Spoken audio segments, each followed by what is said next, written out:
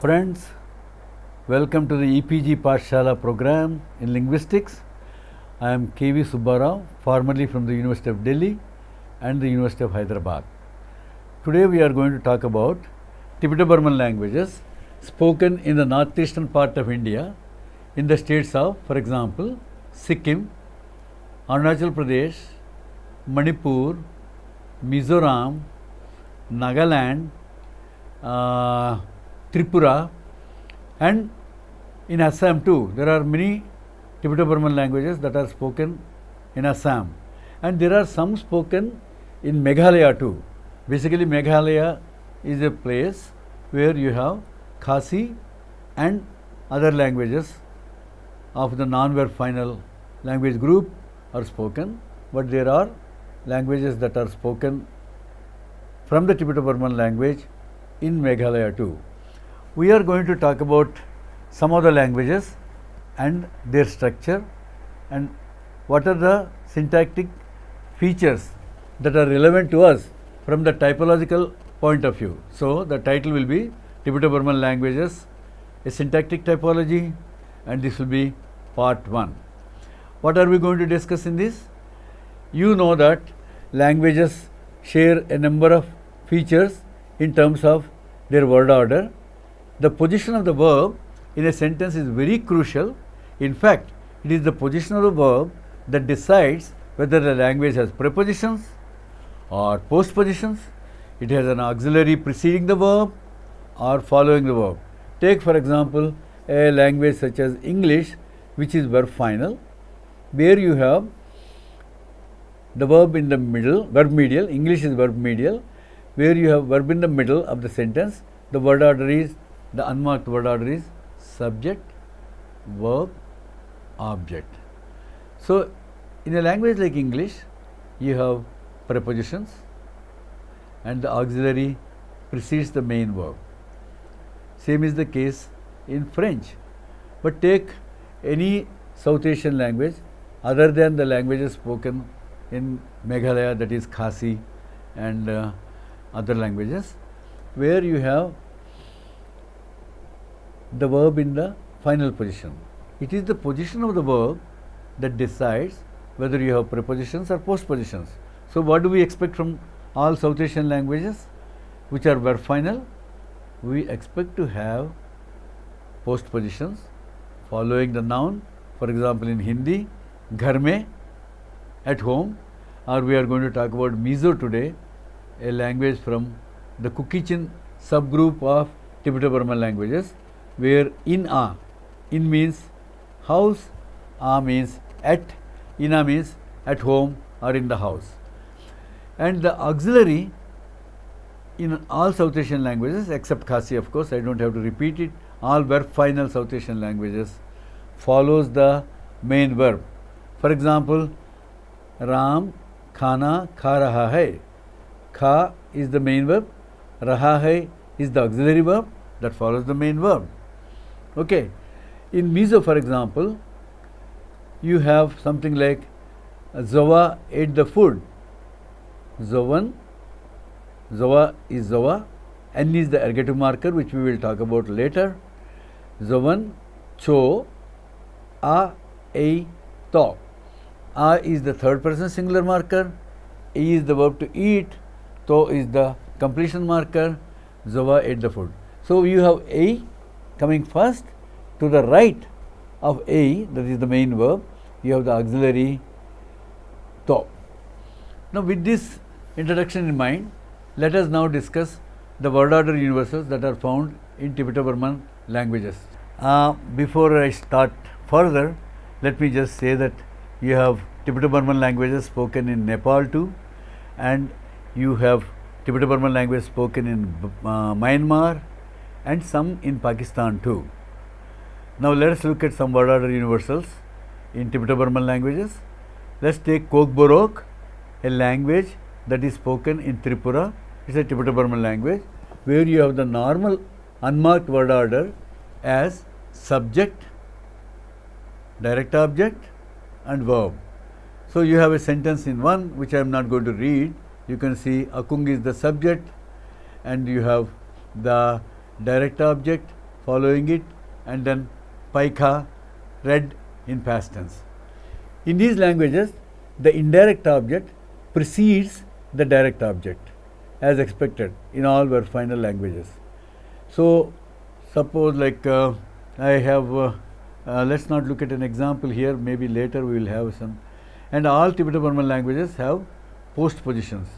Okay, let us take a sentence in 2a from Mizo. Mizo belongs to the Kukichin subgroup family. You have a sentence like Rini eats food at home. You have Rinin, Ina, so aye. Rini is the subject and it is ergative case marked because the verb eat is transitive, and a transitive verb requires an ergative case marked subject. Now, in is the word for house, a is the locative postposition. So, you have Rinin, Ina, so aye. The postposition a follows the noun in, and the verb eat has an agreement marker a, which is third singular. Mizo and the other Kukichin languages have pronominal clitics as their subject agreement markers, direct object agreement markers, indirect object agreement markers, which we are going to discuss soon. The marker of comparison in verb final languages follows the standard of comparison. Let us take a sentence from Khmar, which is a Tibeto-Burman language belonging to the Kukichin family, spoken in mainly in Assam. For example, the sentence is Lala Nekin, the phrase, that is Dan Lala. Now, we talk about the head direction parameter. What is head direction parameter? You have a complement, that is the direct object, let us say, and head. So, the heads are prepositions or postpositions or verbs. Case assignment, if you go follow the government and binding framework, case assignment is from left to right in verb final languages. So, in Mizo too, you have case assignment from left to right, and so is the case in all Tibeto-Burman languages. In verb final languages, as we have already seen, time adverbs precede place adverbs in the unmarked order. So, the order in Tibeto-Burman languages, and so is the case in all South Asian verb final languages, is TP.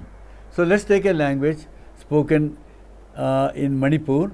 The name of the language is Lengmai. My brother will come home during Christmas. All right. My brother will come home during Christmas. Home is the place adverb.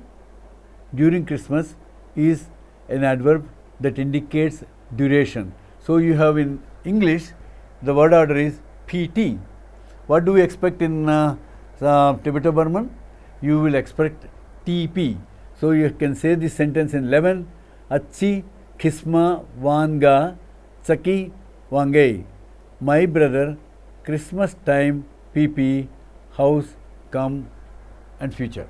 Okay. Next, we proceed to time adverbs and place adverbs in all verb final languages occur in the descending order. What do we mean by descending order? The major chunk of time adverb, that is the superordinate form, comes first, then the subordinate form, then the lesser subordinate form, and then the lesser subordinate form. Let us take an example from Tenidie or Angami. Let us take the English sentence first to see what is happening in English. At 8 o'clock at night on the 15th of January in the year 2000. You have a subordinate or smaller chunk, 8 o'clock. Night is a bigger chunk. Then on the 15th of January is a day, that is a bigger chunk. In the year 2000, on the 15th of January, January is a bigger chunk. In the year 2000 is a much bigger chunk.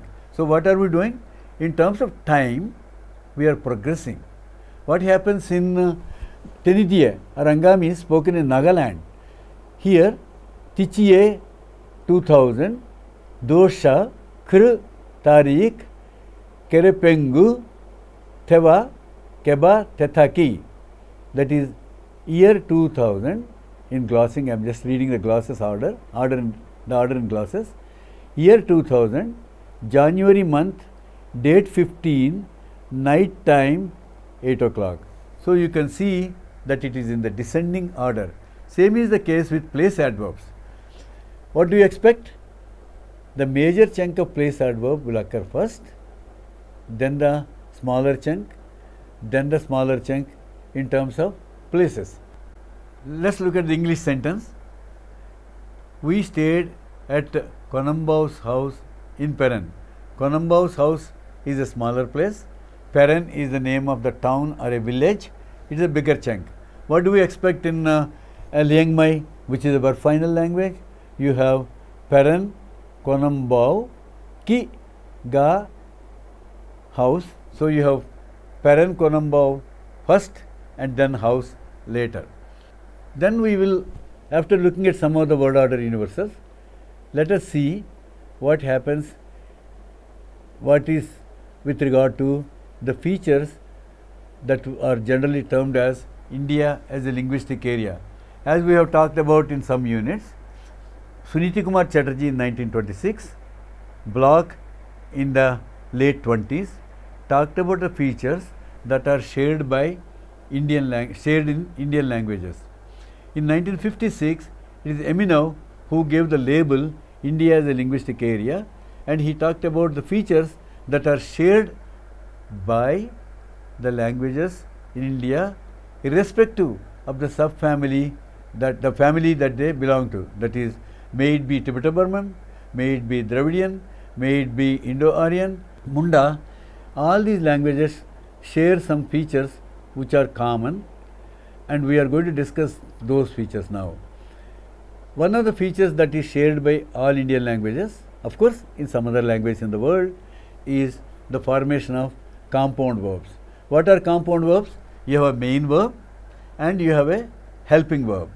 It is the main verb which carries the meaning of the sentence, and the helping verb adds a kind of semantic shade to the whole sentence.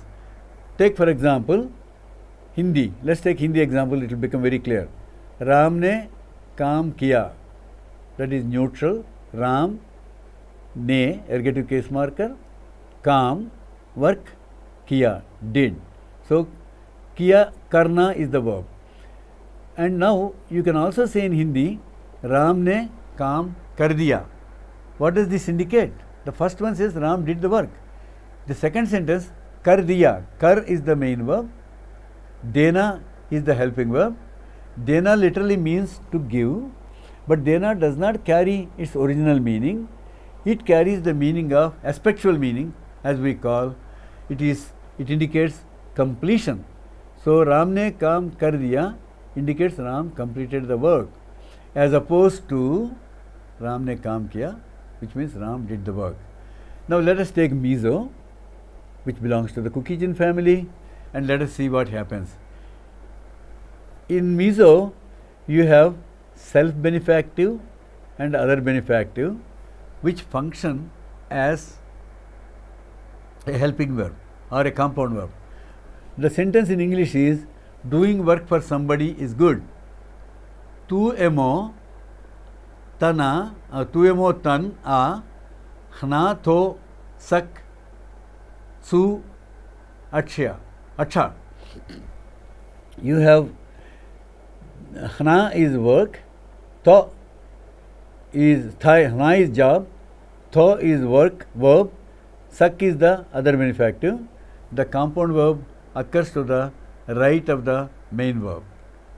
Mizo, like other South Asian languages, has conjunct verbs too. What is a conjunct verb? Conjunct verb is a noun plus verb combination. Take Hindi for example, shadi, wedding, it is a noun, or marriage. Karna, to do. Shadi karna, to marry. Pyar, love. Pyar karna, to love somebody. So, in Mizo too, in this sentence number 14, you can see hna, which means job, tho, work, which is a verb. So together it constitutes a verb. It is a noun verb combination, therefore we call it as a conjunct verb. Another phenomenon that we are going to discuss now is the phenomenon of reduplication. Any constituent can be reduplicated. For example, take a noun, any category can be reduplicated. For example, take a noun or a verb or an adjective or an adverb or a participle or a verb stem, etc. So what we are going to see now, how Tibeto-Burman languages share this feature which is common to all South Asian languages. We will give only some examples where, let us say, for example, the intensifier very is reduplicated. Intensifier aim is reduplicated and it gives the interpretation of very. Let us take this sentence in 19. Lali Tsu Akal Chak aim. Lali walks very fast. Lali, Tsu is a definite marker, A is the third singular marker, Kal is walk or to go, Sak is fast, aim. Another interesting thing that you would notice in this sentence is Sak is an adverb. But where is the adverb occurring? The adverb occurs to the right of the verb, which means adverbs in Tibeto-Burman languages can occur as part of the verb. This is what we will call adverb incorporation in Tibeto-Burman languages, which is not found in many other language families in India. Not only adverbs, negative polarity items can also be incorporated in the verb, and you can see the intensifier mm. Where is it? Where does it occur? It occurs to the right of the verb. That means your verb in Mizo or any other Kuki-Chin language is very rich. Why? Because you have third person agreement marker A, Kal. I am talking about sentence number 13. In sentence number 13, the verb is Akal Chak aim. A is the third person singular marker, Kal is the verb, Chak is the adverb incorporated, aim is the intensifier incorporated. So the verb in Kuki-Chin languages is extremely rich. An adverb may be reduplicated in Kuki-Chin languages. For example, zing means morning, zinga means morning in. Now I can repeat the adverb zinga, or I can simply say zinga. I will tell you why zinga cannot be said in a minute. Zinga, Lali alokal. Lali comes early in the morning. If you have only zinga, Lali alokal, that means Lali comes in the morning. The moment you reduplicate zinga and zinga, which becomes zinga, it means early in the morning. Take Hindi, for example. You have wo subah ghar aaya. This is a neutral sentence. He came home in the morning. But suppose I want to say he came early in the morning. Wo subah aa gaya. I take the adverb subah and I repeat it. Wo subah aa gaya. That means the speaker is expressing his unhappiness that he is there in the morning, early in the morning. The same is the case in Mizo too. Lali comes early in the morning. Let us take zing-a, morning in. Why is it not zinga? And why is it only zinga? The reason is the postposition is a free form in Mizo. So the postposition, if it is a free form, cannot be repeated. The general rule in South Asian languages is, if the form is a free form, it cannot be reduplicated when in reduplication, in the phrases that take reduplication. Another interesting phenomenon in some of the Tibeto-Burman languages is verb reduplication. What does verb reduplication mean? You have the verb stem that is repeated. Let's take a sentence from Sema, spoken in Nagaland. It belongs to the Naga group of languages. In a sentence like 21, Paye Chu Chu Cheni. Chu means eat, Chu Chu is the repetition. Now he eats and eats. That means by the repetition we are interpreting imparting the meaning that he eats and continuously eats. Mizo and many other Cook Kitchen languages have a very interesting phenomenon where the repetition of the verb stem imparts the meaning of a relative clause. The verb do, D-U-H, means want. Like Lali wants a book. I would say in Mizo, Lalin lekhabu adu. Lali, ergative marker, lekhabu, book, third singular, do. Here let us take this sentence in 22nd, where the verb do is reduplicated. Lalin do ala. When you repeat it or reduplicate it, it gives you the meaning of a free relative clause. Lali takes whatever she wants. This again shows that reduplication has implications for syntax too. When you reduplicate a verb in Mizo without the agreement marker, like do, it's not adu, right?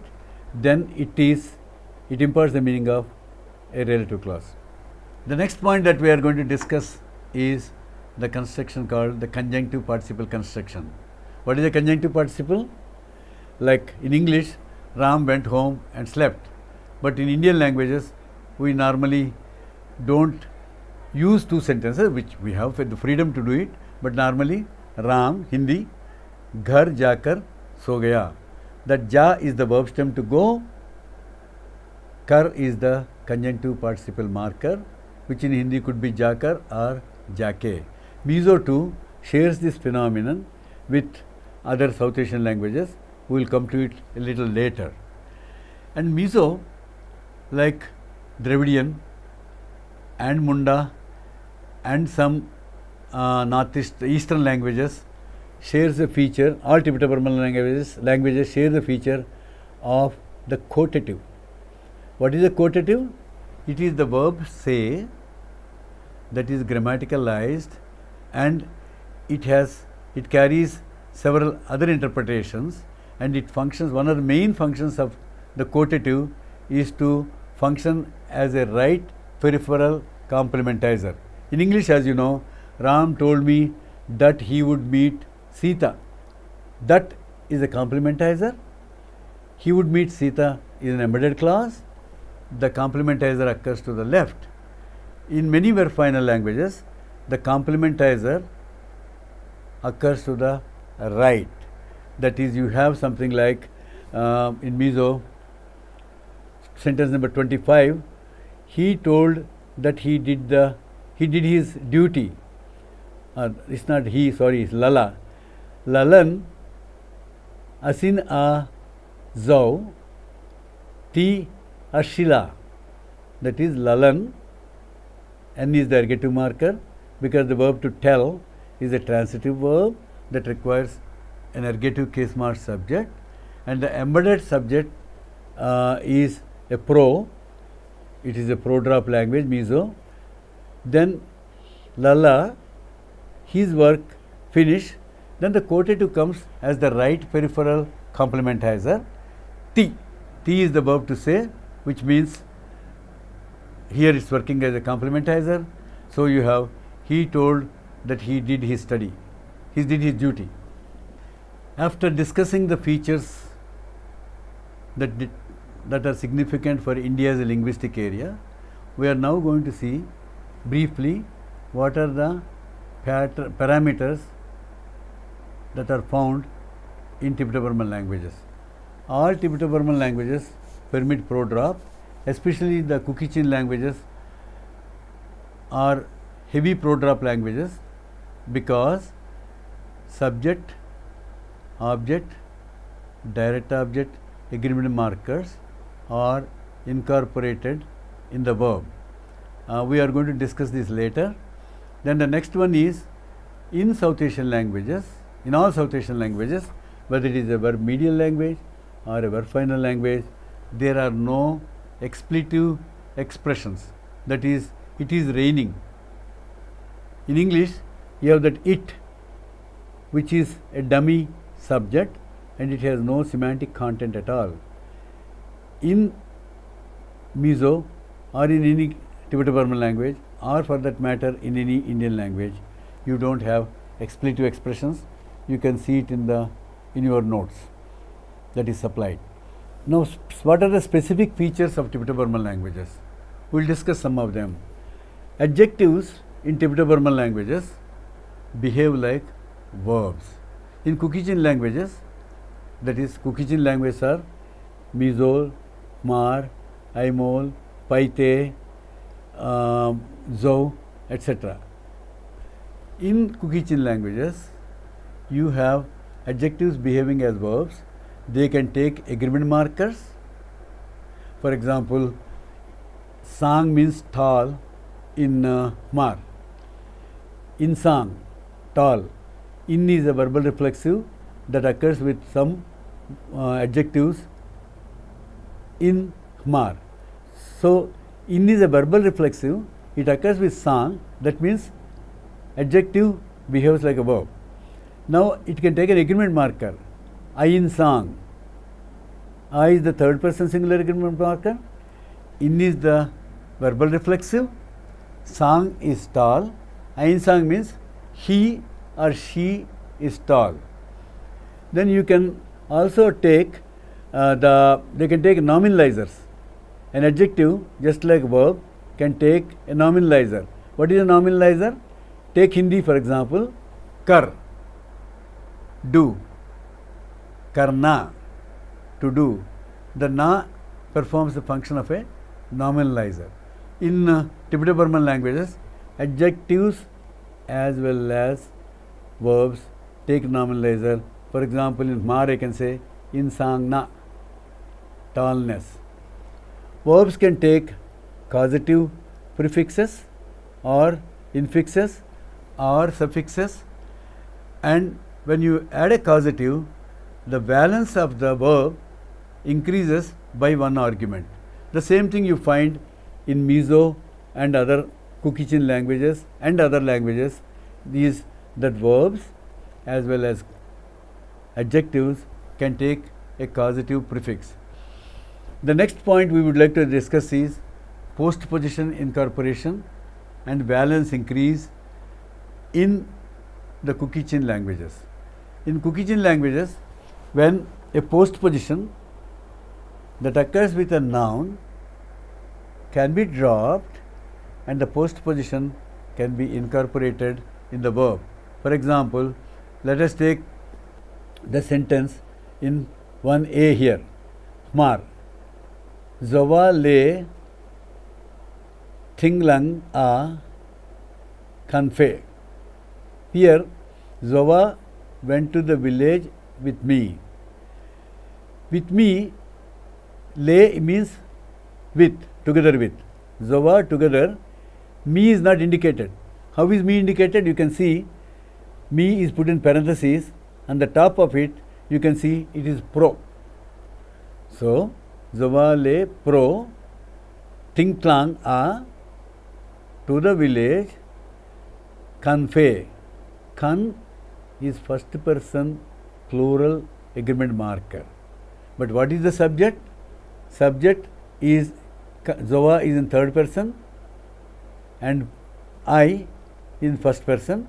I is a prodrop form, and Zowa and I went to the village. Now, there is something, a phenomenon called pronominal strength hierarchy. What does that mean? First person pronoun is stronger than second person pronoun. Second person pronoun is stronger than third person pronoun. That is, if you have a conjoined subject where you have third person subject and first person subject, and they are conjoined with a conjunction or with a postposition like lay together with. The principle of pronominal strength hierarchy operates, and the agreement is in first person plural. Why first person plural? Your subject is in your subject is in one of the conjuncts is in first person. Zowa, le, kei. Kei is pro-dropped, obligatorily pro-dropped. Kei has the agreement marker ka in singular in the verb, and the plural for that is kan.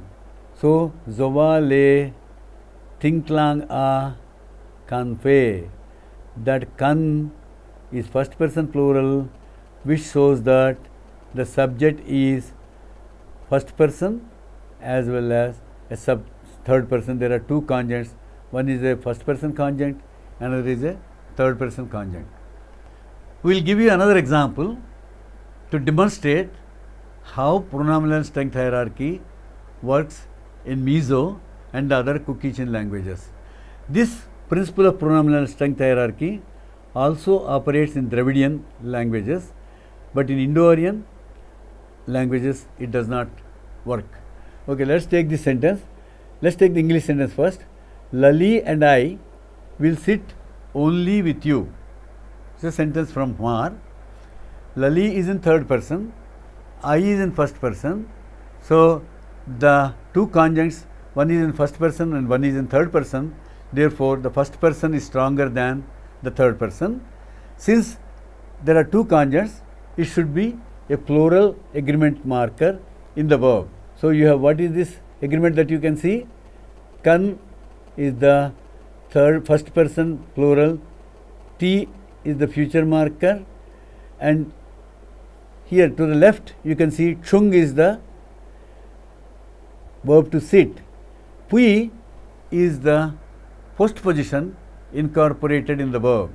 As we have seen, you can incorporate adjectives, adverbs, intensifiers in the verb. Now we see that you can incorporate a postposition too. Lali, le, pro, nangso win, chung pui, kanti che. Postposition incorporation in Tibeto-Burman is similar to causativization. How? When you causativize a verb, the balance of the verb increases. Let us take a simple example from Hindi. Ram kursi par baitha. Baithna is an intransitive verb. Ram kursi par, chair on, baitha, sat. Since the verb sit is intransitive, the subject cannot take an ergative case marker. So, you have Ram in the nominative case. Now, let us take the same verb baithna in its causative form. Ram ने सीता को कुर्सी पर बिठाया. The verb bite is the intransitive form, bitha is the transitive form. So, you have what do you have now? Bithana is a transitive verb. So, the subject is ergative case mark. A similar phenomenon happens in Mizo too. When a postposition is incorporated in the verb, the balance of the verb increases by 1. Zowa went to the village with me. Zovan, tling a, te titlanga, ami fe pui. Pui is the verb to go is intransitive, but the moment you put pui as an incorporated postposition in the verb, then the subject gets ergative case mark. If you take a simple sentence, Zowa went, Zowa akal, there Zowa cannot be ergative case marked because kal is an intransitive verb.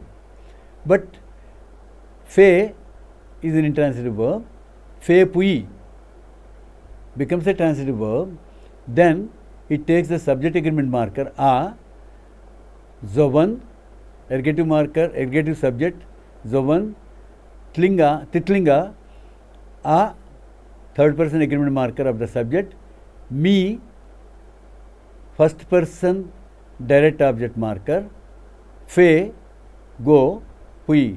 Zoho went to the village with me. Thank you.